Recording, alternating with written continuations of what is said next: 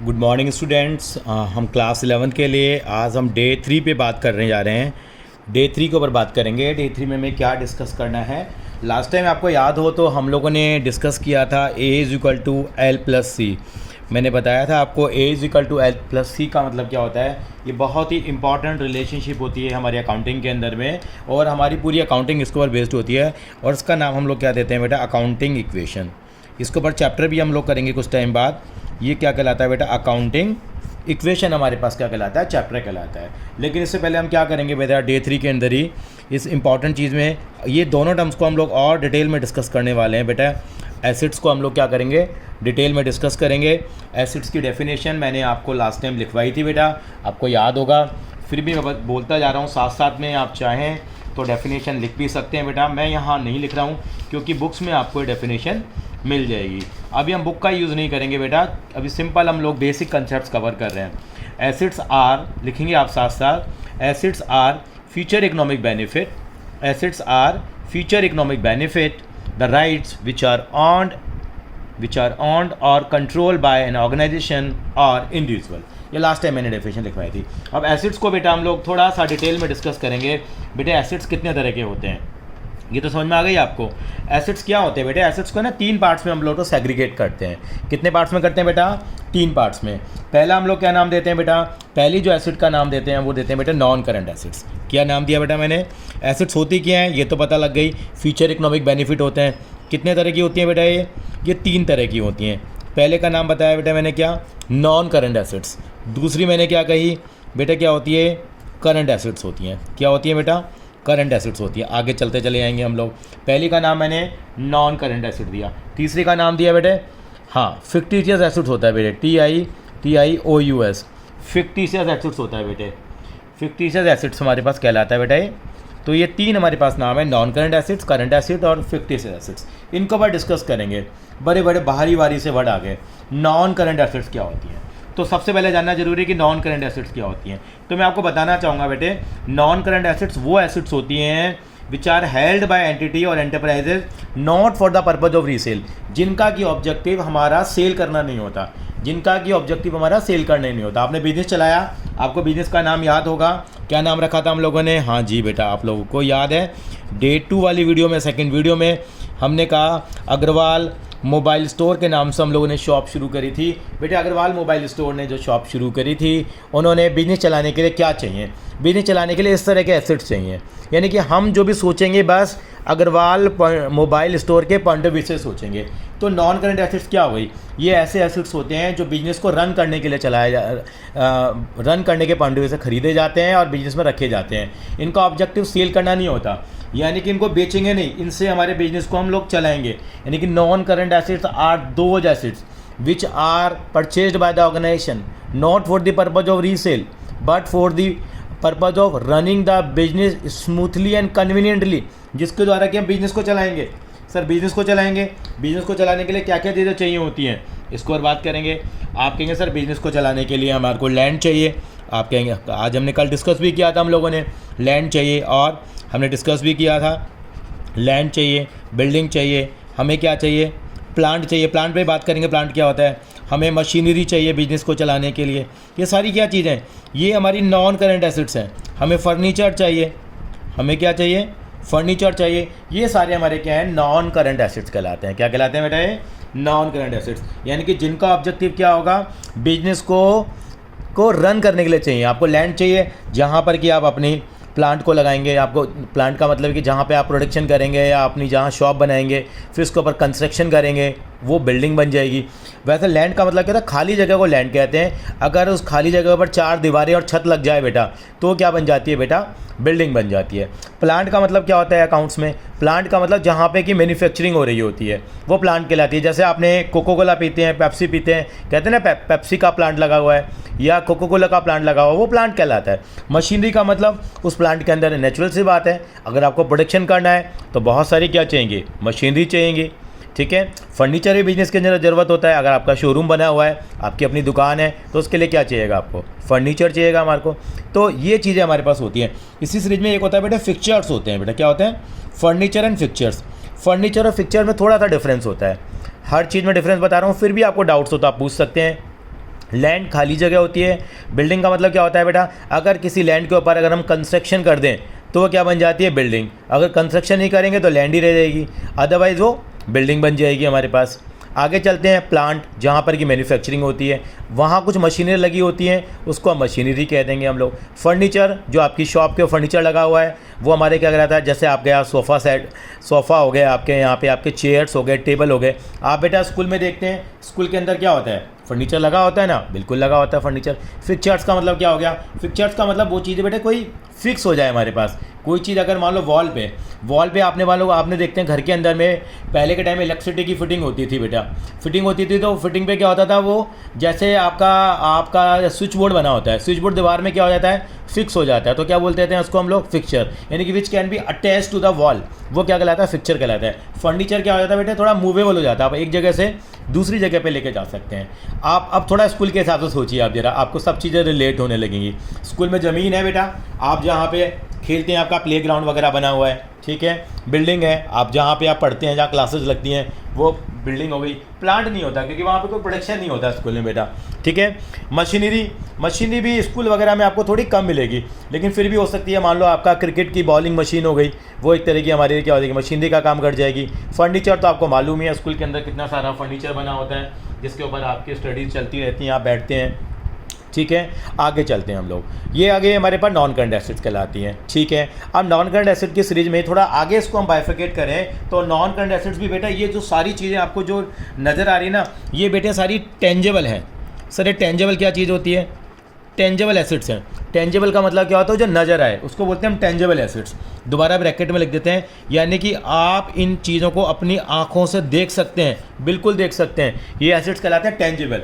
तो उनको बोलेंगे टेंजेबल नॉन करंट एसेट्स। क्या बोलेंगे, टेंजेबल नॉन करंट एसेट्स। इसी कैटेगरी में मेरा ये ए आया, ए क्या आया मेरा, टेंजेबल नॉन करंट एसेट्स। अब मैं बात करूँगा इनटेंजेबल नॉन करंट एसेट्स।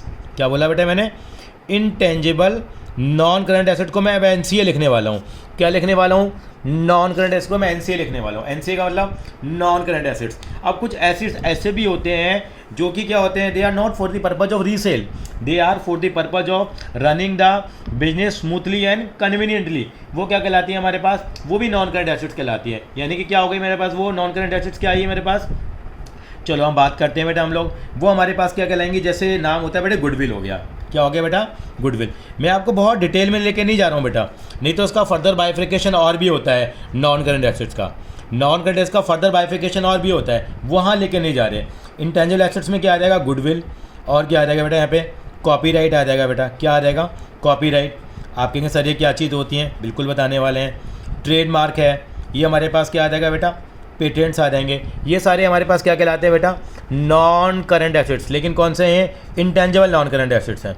या इनको एक भाषा में दूसरी भाषा में कहें तो हम इनको बेटा क्या कर सकते हैं, नॉन करंट एसेट्स होते हैं ना बेटे, ये हमारे फिक्स एसेट्स हैं।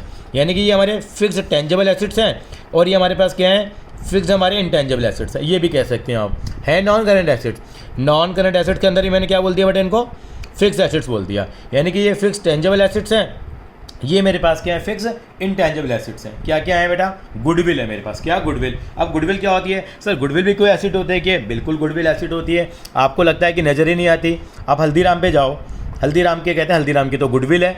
आप ब्रांडेड कपड़े पहनते हैं यार, इसकी बहुत अच्छी गुडविल है भैया यार, ये तो बहुत बढ़िया है। आप देखते हैं अरमानी के पास गए आप, अरमानी के आपने कुछ गए, वर्साचे गए आप, ठीक है, आप अच्छे अच्छे ब्रांड्स की चीज़ें खरीदते हैं, क्यों भैया, गुडविल है। लेकिन क्या गुडविल नज़र आती है क्या आपको, आप हल्दीराम की दुकान पे गए, आपने बोला हल्दीराम भैया गुडविल दिखाइए जरा अपनी, तो गुडविल नज़र थोड़ी आएगी। वो इंटेंजिबल एसेट्स है which can not be seen, जो हम लोग अपनी आंखों से नहीं देख सकते, वो क्या कहलाती है, intangible assets. These are the assets which do not have physical existence, जिनका कि फिजिकल एग्जिस्टेंस नहीं होता। गुडविल पता लग गया, गुडविल का मतलब नेम और fame of the firm. Copyright, copyright का मतलब क्या होता है, किसी चीज़ को, जैसे अब बुक है, अग्रवाल साहब की बुक आप पढ़ रहे हैं तो इसका कॉपीराइट है, आप इसको थोड़ी प्रोड्यूस कर सकते हैं। आपने नाम हटाया और अपना नाम लगा दिया, ऐसा थोड़ी कर सकते हैं, आपके ऊपर केस हो जाएगा, क्योंकि बुक सुल्तान चंद वालों की है। तो यहाँ पे कॉपीराइट हो जाता है हमारे पास, ये भी हमारा इंटेंजिबल एसेट है। ट्रेडमार्क, ट्रेडमार्क आप देखते हैं बिजनेस के अंदर में हर चीज़ का सिंबल बना होता है। एक मारुति का अपना साइन है, देखिए आप हुंडई के देंगे, हुंडई का अपना साइन है, ये क्या एक तरह का ट्रेडमार्क है। यानी कि बिजनेस को करने का इनका अपना एक तरीका है, सिंबल है, ठीक है जी। पेटेंट्स का मतलब, ट्रेडमार्क आई थिंक सो समझ में आ गया होगा आपको। ट्रेडमार्क का मतलब जिस नाम से आप बिजनेस को करते हैं कोई दूसरा कॉपी नहीं कर सकता। आपको लगता है यार जैसे मैकडोनल्ड का एम नज़र आते क्या लगने लगता है, हाँ भैया यार ये तो मैकडी आ गया भैया, लाइक दैट। पेटेंट्स का मतलब किसी चीज़ को बनाने का एक्सक्लूसिवली राइट आप ही के पास है, वो क्या कहलाता है पेटेंट। आप किसी चीज़ को पेटेंट करा सकते हैं। आपने किसी चीज़ को मैन्युफैक्चर किया है, जैसे एग्जांपल बात करें, आपने शरबत बनाया, शरबत आपने रूह अफ़ज़ा शरबत के बारे में सुना होगा, रूह अफ़ज़ा शरबत आपने सुना है, तो उसका क्या होता है, वो आपका जो बनाने का तरीका है, एक फॉर्मूला है, वो आप ही के पास है, कोई इसको कॉपी नहीं कर सकता। ये क्या कह रहे हैं, पेटेंट हो गया एक तरह का हमारा, काफ़ी हद तक ये इंटेंजिबल एसेट्स कहलाएंगे बेटा हमारे। क्या कहलाएंगे सारे के सारे, इंटेंजिबल कहलाएंगे। यहाँ पे इंटेंजिबल इनको फिक्स एसेट्स बोलेंगे बेटे, क्या बोलेंगे, नॉन करेंट एसेट ही बोल सकते हैं, पर ज़्यादा एप्रोप्रिएट क्या होगा बेटा, इनको क्या बोले हम लोग, इंटेंजिबल फिक्स एसेट्स बोलेंगे। क्या बेटा, इंटेंजिबल फिक्स एसेट्स। तो पता लग गया आपको एसेट्स क्या होते हैं। Assets are the future economic benefit. कितने तरह के होते हैं बेटा, ये 2 तरह के होते हैं, 3 तरह के होते हैं इनिशियली, नॉन करेंट, करंट और फिक्टिशियस एसेट्स होते हैं। नॉन करंट के हमने 2 बात बना दिए बेटे। नॉन करंट के अंदर में क्या, एक हमारे नॉन करंट एसेट्स के अंदर में टेंजिबल होते हैं और इंटेंजिबल। एग्जैक्टली कहूँ तो नॉन करंट एसेट्स के अंदर बेटा और भी चीज़ें आती हैं। ये फिक्स एसेट्स का क्लासिफिकेशन है। किसका क्लासिफिकेशन है, फिक्स एसेट्स का। इसके अंदर और भी चीज़ें आती हैं बेटा, वो हम इतनी डिटेल के अंदर अभी नहीं जाएंगे। अब चलते हैं करंट एसेट्स। करंट एसेट्स क्या होती है हमारे पास, करंट एसेट्स हमारे पास वो एसेट्स होती हैं which are held by the enterprises for the purpose converting them into the cash within a shorter period of time.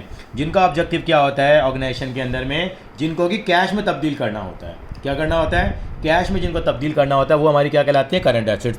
बात करते हैं, सबसे पहले नाम आता है बेटे गुड्स का नाम आता है। गुड्स आम भाषा में कहें तो गुड्स का मतलब क्या होता है, वैसे बताऊं आपको, अभी आप क्लास 11 के लेवल पे, इनिशियल लेवल पे आप तीनों चीज़ों का मतलब एक रखेंगे, चाहे गुड्स कहें, चाहे आप स्टॉक कहें, चाहे आप इन्वेंट्री वर्ड बोलें। अभी आपको बता रहा हूँ मैं, आप ज़्यादा डिस्टिंग्विश पे नहीं जाएंगे, आप समझिए तीनों का मतलब एक ही है। क्या, गुड्स का मतलब अगर हम दूसरी भाषा में कहें तो भैया आपका स्टॉक इन ट्रेड, जिन चीज़ों में आप डील करते हैं। फॉर एग्जांपल हमारा मोबाइल का काम था, आपने देखा मोबाइल के काम में हमारे पास क्या होगा, एप्पल के मोबाइल होंगे, सैमसंग का मोबाइल होगा हमारे पास, ठीक है। हमारे पास क्या होगा, एक्सेसरीज़ होंगी, वो हमारे सारे क्या कहलाएंगे बेटा, गुड्स कहलाएंगे। क्या कहलाएंगे, गुड्स। उनको हम क्या कह लेंगे, स्टॉक भी कह लेंगे, उनको हम क्या कह लेंगे, इन्वेंट्री भी कह लेंगे। तीनों समझ लीजिए बाही हैं एक्चुअली में, ठीक है। तो यानी कि इनका मतलब एक है, ये हमारे करंट एसेट्स होते हैं। हमारा ऑब्जेक्टिव इनको क्या होता है, बिजनेस को रन करने के लिए चाहिए हमारा ऑब्जेक्टिव ये नहीं है कि इनको हम सेल कर दें, सॉरी, हमारा ऑब्जेक्टिव ये है कि इनको सेल करें। ये थोड़ी हम रख के बैठ जाएंगे, ये थोड़ी हम बिल्डिंग बेचेंगे, बिल्डिंग नहीं बेचेंगे, हम क्या बेचेंगे, गुड्स बेचेंगे, स्टॉक बेचेंगे और इन्वेंट्री बेचेंगे। ये हमारे क्या कहलाते हैं बेटा, करंट एसेट्स कहलाते हैं। इन तीनों का मतलब एक है। और हमारे बेटा करंट एसेट्स और क्या हो सकते हैं, दिमाग लगाते हैं हम लोग। चलिए एक बहुत ही इंपॉर्टेंट करंट एसेट के बारे में डिस्कस करेंगे बेटा हम लोग, जिसको बोलते हैं हम लोग डेटर। डेटर हमारी करंट एसेट होती है। डेटर समझाता हूँ, डेटर का मतलब क्या है। डेटर वो इंसान होता है जिनको हम गुड्स बेचते हैं क्रेडिट पे। दोबारा बोलते हैं, डेटर कौन सा इंसान होता है, गुड्स सोल्ड ऑन क्रेडिट। ये वो इंसान होता है जिसको कि हम सामान बेचते हैं, लेकिन सामान किससे बेचते हैं, क्रेडिट पे। क्रेडिट का मतलब उधार पे बोलते हैं, बेचते हैं, वो हमारा क्या कहलाता है, डेटर कहलाता है। क्या कहलाता है, डेटर। यहाँ बेटा बी साइलेंट होता है, डेप्टर बोलते हैं, डेप्टर नहीं बोल के क्या बोलेंगे, डेटर बोलेंगे, जिसको कि सामान उधार पे बेचा। चलिए अग्रवाल मोबाइल स्टोर से हम बात कर लेते हैं। अग्रवाल मोबाइल स्टोर द्वारका में हमारी एक बहुत बड़ी शॉप है, ठीक है। यहाँ पे हमारे पास क्या हुआ, हमने 1 लाख रुपए लगाकर बिजनेस शुरू किया था, आपको याद है। 40,000 रुपये किसने लगाए थे, बैंक ने लगाए थे, ICICI बैंक ने।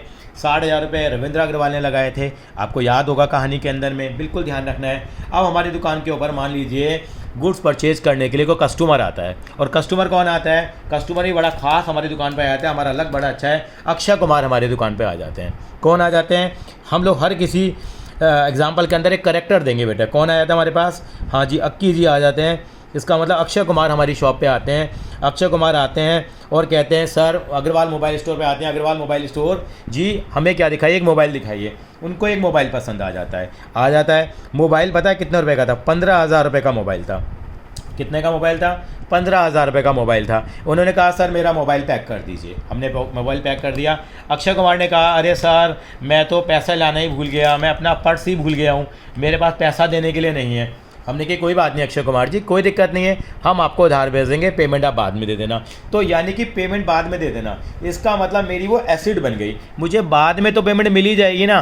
तो आज से अक्षय कुमार मेरा रिश्ते में क्या लगेगा, मेरा मतलब अग्रवाल मोबाइल स्टोर का रिश्ते में क्या लगेगा, रिलेशनशिप क्या बन जाएगी, वो क्या कहलाएगा, डेटर कहलाएगा। क्या कहलाएगा बेटा, डेटर कहलाएगा। यानी कि आज से अग्रवाल मोबाइल स्टोर अक्षय कुमार को, अक्षय कुमार तो है वो, अक्षय कुमार अपनी आंखों में होगा, लेकिन अग्रवाल मोबाइल स्टोर की आंखों में क्या बन गया है, वो आज से उनका डेटर बन गया है, जिनसे कि उनको क्या लेना है, पैसा रिकवर करना होगा। तो ये हमारा किसका एग्जाम्पल होगा, करंट एसेट। यानी कि मोटी मोटी भाषा में कहें तो करंट एसेट्स वो भी होते हैं, हम कहना चाहें, जिनको कि हम लोग कैश में क्या कर लेते हैं, कन्वर्ट कर लेते हैं with in a period of 1 year, with in a period of 1 year. पर नॉन करंट एसेट्स ऐसे होते हैं जिनको हम कैश में कन्वर्ट नहीं करेंगे, but they are used for more than 1 year, which are used for more than 1 year to run the business smoothly and conveniently.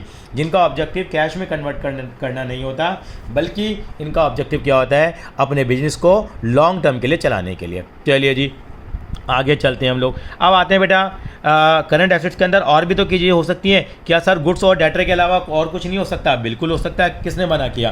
Cash है हमारे पास, कैश हमारी करंट एसेट, ऑलरेडी कैश तो ऑलरेडी कैश में, इसको convert करने की जरूरत नहीं पड़ेगी, 1 साल के अंदर है। कैश ऑलरेडी हमारी क्या है, करंट, ये भी करंट एसेट का ही एक एग्जाम्पल है। हमारे बैंक के अंदर पैसा पड़ा हुआ है, वो भी हमारी क्या कहलाती है बेटा, करंट एसेट कहलाती है। वो भी हमारी क्या कहलाती है बेटा, करंट एसेट कहलाती है। बहुत डिटेल में नहीं देंगे, अभी हमारे लिए यही एग्जाम्पल क्या है बेटा, सफिशेंट है। अब आते हैं बेटे फिक्टिशियस एसेट्स। फिक्टिशियस एसेट्स का मतलब क्या होता है, ऐसे एसेट्स जो न तो क्या है टेंजेबल है, न आपके इंटेंजेबल है, न आपके करंट एसेट्स हैं। यानी कि न वो क्या है हमारे पास, नॉन करंट एसेट्स भी नहीं है, करंट एसेट्स भी नहीं है। फिर ये कौन सी एसेट है, ये तीसरी एसेट है जो क्या कहलाती है, फिक्टिशियस एसेट्स कहलाती है। इनके डेफिनेशंस भी हम जरूर लेके आएंगे आपके लिए, बुक से भी आपको मार्क करवाएंगे इन चीज़ों को हम लोग, जब बुक से पढ़ेंगे हम लोग।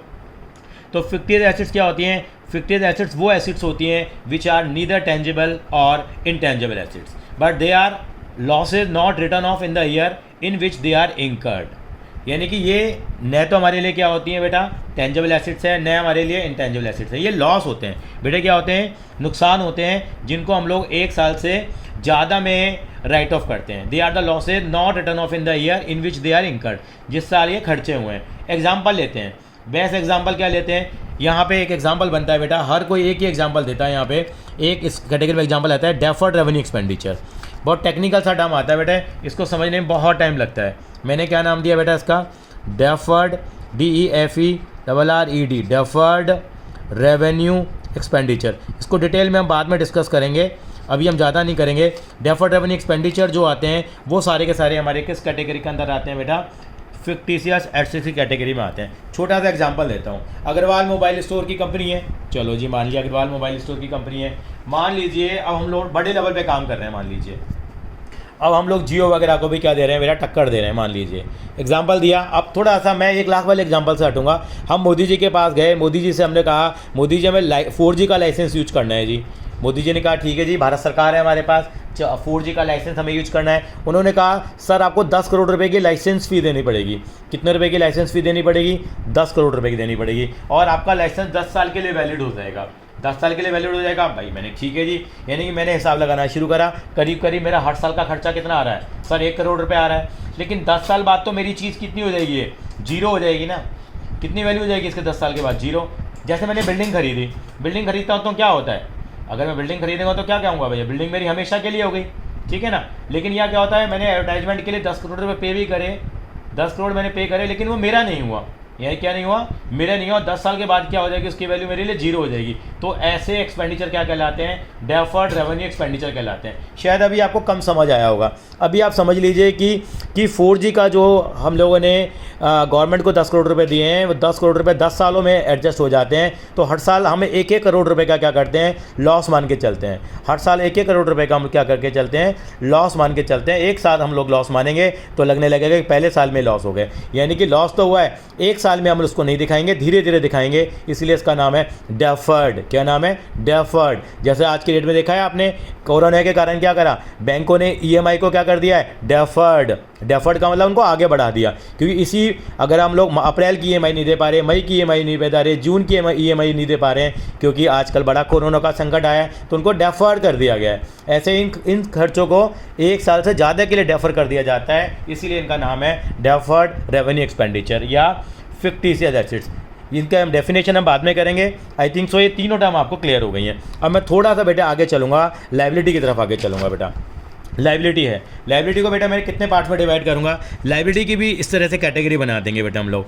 लाइबिलिटी जो है मेरे पास, मैंने बोला LIABILITY, लाइबिलिटी। लाइबिलिटी कितने तरह की होती है? लाइबिलिटी 3 तरह की नहीं होती बेटा। लाइबिलिटी कितने तरह की होगी बेटा? आपके 2 ही तरह की हमारी लाइबिलिटी होती है। क्या क्या होता है लाइबिलिटी के अंदर में? देखते हैं जी। लाइबिलिटी हमारी क्या होती है? मैंने इसकी 2 कैटेगरी बना दी, जैसे वहाँ बनाई थी मैंने। एक हो गई मेरे पास क्या, हाँ जी, क्या बनाया था? Non current liability. आपकी पहली ये क्लासेस चल रही हैं बेटा, पहली बार आप अकाउंट्स पढ़ रहे हैं, इसलिए हम बहुत आराम से धीरे धीरे चलेंगे। और ये क्या कहलाएगा मेरा? करंट लाइबिलिटी कहलाएगा।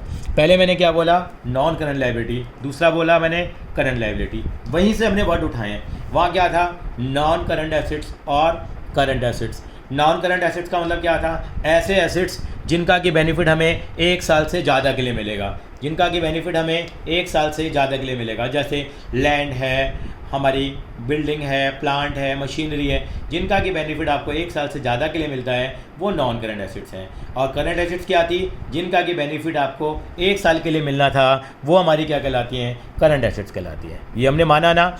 और नॉन करंट एसेट्स जो होते हैं वो बेचने के लिए नहीं होते। करंट एसेट्स क्या होते हैं? बेचने के लिए होते हैं। अब आते हैं यहाँ पे, इसका मतलब यहाँ पे क्या हुआ?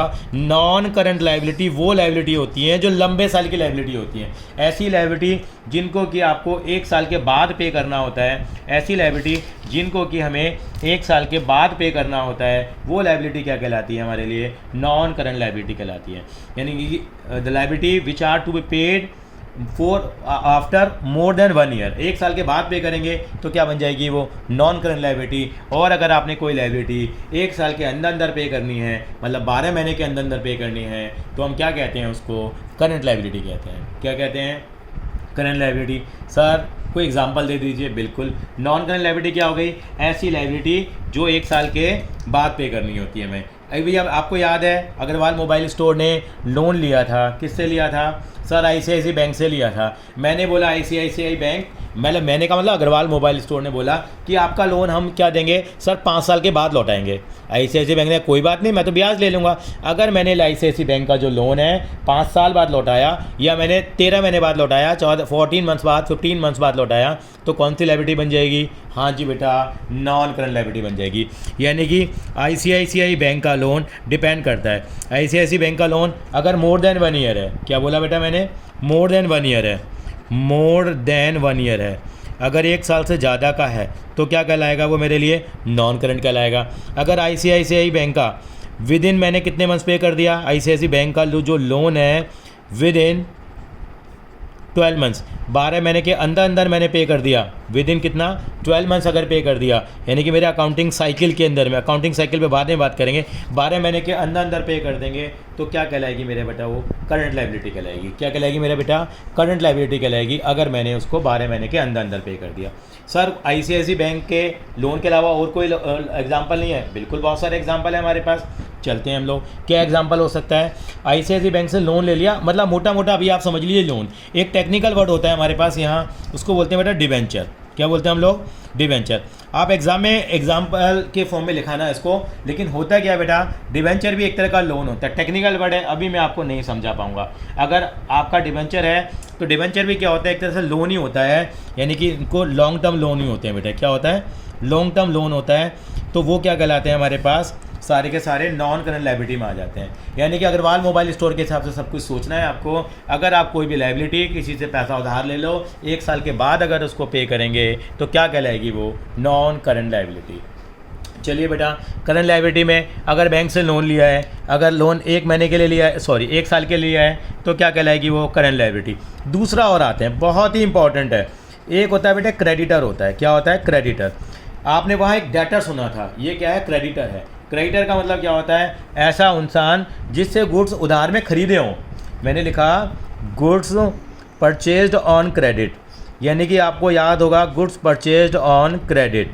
अगर हम लोगों ने किसी से गुड्स खरीद लिए, वहाँ हमने बेचे थे, किसको बेचे थे? अक्षय कुमार को बेचे थे ना। अब यहाँ हम लोगों ने किससे गुड्स खरीदे हैं? अग्रवाल मोबाइल स्टोर का बिजनेस है और वो अपने गुड्स खरीदने के लिए कहाँ जाता है? वो जाता है बेटा शाहरुख खान के पास जाता है। या हम लोग सारे सेलिब्रिटी ले रहे हैं आज बेटा, यानी कि हमने सबको काम शुरू करा दिया है। शाहरुख खान के पास जाते हैं और शाहरुख खान के पास जाकर क्या करते हैं हम लोग? मोबाइल का बिजनेस है उनका भी, ठीक है। शाहरुख खान साहब ने करा हुआ होगा मुंबई के अंदर में। शाहरुख खान साहब की बहुत बड़ी मुंबई में शॉप है, वहाँ से हम क्या लेके आते हैं बेटा? मोबाइल्स खरीदते हैं। तो शाहरुख खान से, इसका मतलब खान साहब बोलते हैं उसको पॉपुलरली हम लोग। शाहरुख खान साहब से हमने मोबाइल खरीदे, हमने कि साहब खान साहब हमें क्या चाहिए? मोबाइल चाहिए। तो उन्होंने कहा ठीक है साहब, आपको मोबाइल मिल जाएंगे।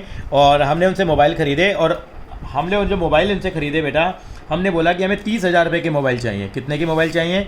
30,000 रुपये के मोबाइल चाहिए। उन्होंने कहा ले लीजिए। हमने कहा साहब आपको हम पेमेंट नहीं देंगे अभी, पेमेंट हम बाद में देंगे। पेमेंट बाद में देंगे इसका मतलब क्या हुआ? पेमेंट बाद में देंगे इसका मतलब हम उनको 4 महीने बाद देने की वादा कर देते हैं। हम कहते हैं शाहरुख खान साहब को, खान साहब आपकी पेमेंट कितने महीने बाद मिलेगी? 4 महीने बाद मिलेगी। तो उन्होंने कहा साहब कोई दिक्कत नहीं है, दे देना 4 महीने के बाद। तो यानी कि 4 महीने तक मेरी क्या कहलाएगी? वो लायबिलिटी, यानी कि मेरा पीरियड कितना है? मुझे 4 महीने बाद पे करनी है। तो इसलिए मेरी कौन सी लायबिलिटी बन जाएगी? Current liability. ऐसी लायबिलिटी जिनको 1 साल में पे करना हो वो क्या कहलाती हैं? Current liability. तो आज से शाहरुख खान मेरे लिए क्या हो गए? क्रेडिटर। रिश्ते में किसके साथ देखना है? अग्रवाल मोबाइल स्टोर के साथ क्या उनका रिश्ता जुड़ गया है? वो रिश्ता जुड़ गया है कि उनको ये लायबिलिटी कब पे करनी है बेटा? With in a period of 12 month. अच्छा एक छोटी सी बात पूछूं मैं, आप 1 मिनट के लिए सोचो। यानी कि अग्रवाल मोबाइल स्टोर के पॉइंट ऑफ व्यू से शाहरुख खान क्या है? सर क्रेडिटर है। क्या है? क्रेडिटर। क्या बोलते हैं हम लोग? क्रेडिटर। अगर उल्टा मैं पूछूं, शाहरुख खान के पॉइंट ऑफ व्यू से अग्रवाल मोबाइल स्टोर क्या बना? सर वो उसका बन जाएगा डेटर बन जाएगा। क्या बन जाएगा? डेटर। क्यों? शाहरुख खान को पैसे लेने हैं तो शाहरुख खान के लिए करंट एसिट है, लेकिन अग्रवाल मोबाइल स्टोर के लिए शाहरुख खान क्या बन जाएगा? Current liability. सर कोई एग्जांपल और दे दो। चलो एक एग्जांपल ले लेते हैं हम लोग। Bank overdraft. ये क्या होता है बेटा? Bank overdraft. ओडी बोला मैंने, ऑडी का मतलब हो गया ओवरड्राफ्ट। एक गाड़ी का नाम होता है वो ऑडी होती है, ये ओडी है।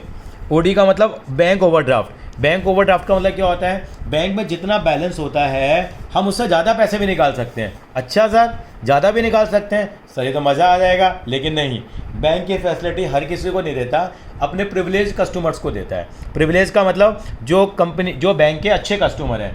जैसे फॉर एग्जांपल मेरे बैंक अकाउंट में 10,000 रुपये हैं। कितने पैसे हैं? 10,000 रुपये। तो बैंक से कितना पैसा निकाल सकता हूँ? आप कहेंगे सर 10 ही निकाल सकते हो? नहीं, मैं बैंक से 16,000 भी निकाल सकता हूँ। सर 6,000 रुपये ज़्यादा निकाल लोगे आप? बिल्कुल निकाल लूँगा, लेकिन इसके लिए बैंक से मुझे फैसिलिटी लेनी पड़ेगी। बैंक को मुझे बोलना पड़ेगा कि कई बार मैं ज़्यादा पैसे भी निकाल सकता हूँ। इसका मतलब उस फैसिलिटी का नाम कहलाता है bank overdraft facility.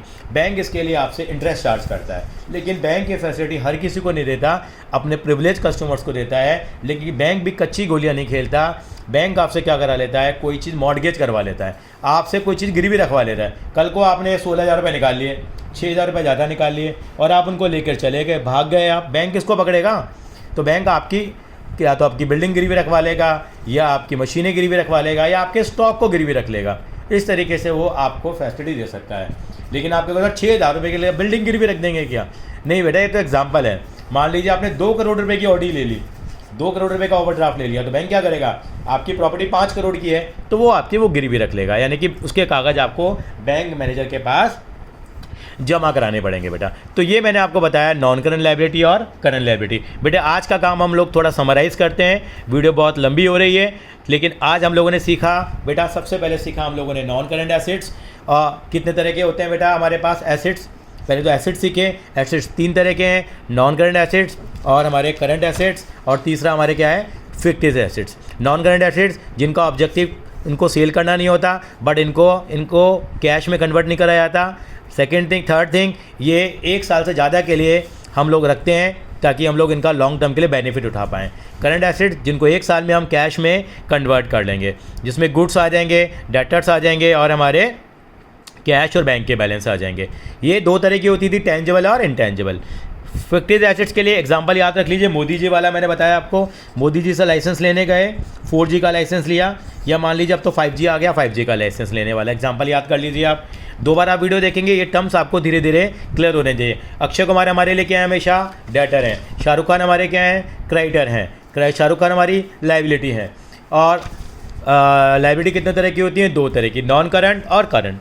Non current liability कौन सी लाइबिलिटी होती है, जिनको हमें 1 साल के बाद पे करना होता है। जैसे बैंक से लोन लिया, 1 साल के बाद पे करा। इसमें एग्जांपल है ICICI बैंक या कोई भी बैंक हो सकता है, ICICI का एग्जांपल लिया, डिबेंचर और लॉन्ग टर्म लोन। बात आती है करंट लाइबिलिटी की, ऐसी लाइबिलिटी जो 12 महीने के अंदर पे करनी होती हैं, वो करंट लाइबिलिटी होती हैं। जैसे बैंक से लोन लिया, या क्रेडिटर्स हो गए हमारे खान साहब हो गए, इसका मतलब शाहरुख खान हो गए, इनको 4 महीने के अंदर हमें पे करना है। और बैंक ओवरड्राफ्ट, यानी कि बैंक से हम लोगों ने एक लिमिट से ज़्यादा विड्रॉ कर लिया, अपने बैलेंस से ज़्यादा विड्रॉ कर लिया। ठीक है बेटा, आई थिंक सो आपको समझ में आया होगा। अगर आपको समझ में आया होगा तो अगली वीडियो के लिए तैयार होइए। Day 4 के लिए हम नेक्स्ट वीडियो लेके आएंगे, जिसके अंदर हम बाकी टर्म्स को डिस्कस करेंगे। थैंक यू बेटा।